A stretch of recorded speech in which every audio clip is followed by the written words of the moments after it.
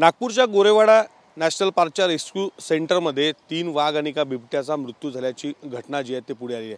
या संपूर्ण घटनेसंदर्भात बोलण्यासाठी आपल्यासोबत डॉक्टर भागवत आहेत। सर, या 3 वाघांचा आणि एका बिबट्याचा मृत्यू कशा प्रकारे झाला आणि काय नेमका अहवाल पुढे आलेला?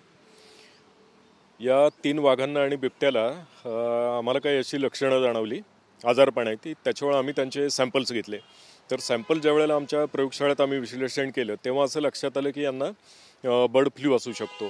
पण अंतिम अहवालासाठी आम्ही ते सॅम्पल्स पाठवले होते भोपाळच्या प्रयोगशाळेत आणि तिथून जो अंतिम अहवाल आला की जो आमच्या हातात आता परवाच पडला, त्याप्रमाणे आम्हाला हे निश्चित झालं की यांना बर्ड फ्लू झालेला आहे।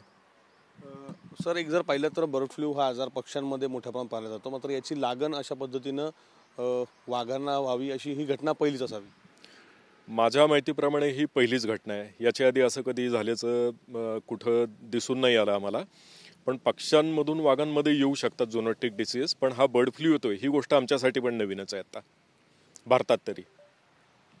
कुठून नेमका हा संसर्ग त्यांना झाला असावा? आता संसर्ग कुठून झाला याच्याविषयी असं निश्चित आता काही सांगता येत नाही। आम्ही त्याच्यावर आता शोधतोय, म्हणजे गेल्या 1 महिन्यात ज्या काही घडामोडी झाल्या त्या सगळ्याचं विश्लेषण करून आम्ही आता ते शोधायचा प्रयत्न करतोय की हे इन्फेक्शन कुठून आलेलं असावं। तर जोपर्यंत ते समजत नाही तोपर्यंत आता काही सांगू नाही शकत त्याच्यावर।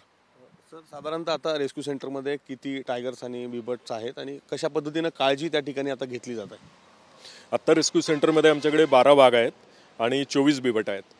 तर आत्ता ज्या वाघांचा आणि बिबट्याचा मृत्यू झाला ते ज्या पिंजऱ्यात ठेवलेले होते ते पिंजरे आम्ही सगळे डिसइन्फेक्ट केलेले आहेत, म्हणजे वेगवेगळे रसायनं वापरून, आणि शिवाय फ्लेम गन म्हणजे जाळून काढलेले आहेत ते सगळे पिंजरे। त्याच्यामुळे त्याच्यात आता काही इन्फेक्शन राहिलेलं नाही। तरी ते इन्फेक्शन बाकीच्या ठिकाणी पोहोचू नये म्हणून तिथं जे आमचे ॲनिमल कीपर काम करतात, जे लोक काम करतात, त्यांना आम्ही दुसरीकडे जायला प्रतिबंध केलेला आहे। ते फक्त ज्या पिंजऱ्याची स्वच्छता करत होती त्याच पिंजऱ्याचे करतील, दुसरीकडे जाणार नाहीत। याच्याशिवाय बाकीचे सुद्धा पिंजरे आम्ही रोज डिसइन्फेक्ट करतो आणि सगळ्या पिंजऱ्यांचा परिसर आम्ही आता निर्जंतुक केलेला आहे आणि याचा रोजच्या रोज अहवाल हा घेतला जातो। निश्चित या ठिकाणी जर पाहिलं तर योग्य ती खबरदारी जी आहे ती विभागाकडून घेतली जात आहे आणि देशातील पहिल्यांदा अशा पद्धतीनं वाघांना बर्ड फ्लू झाल्याचं जे आहे ते पुढे आलेलं आहे। कॅमेरामॅन सचिन सॅमसह विवेक गावंडे, TV9 मराठी, नागपूर।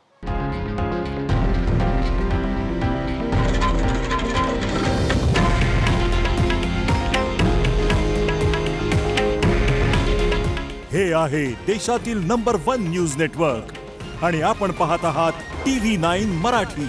काळजी तुमची, हित महाराष्ट्राचं।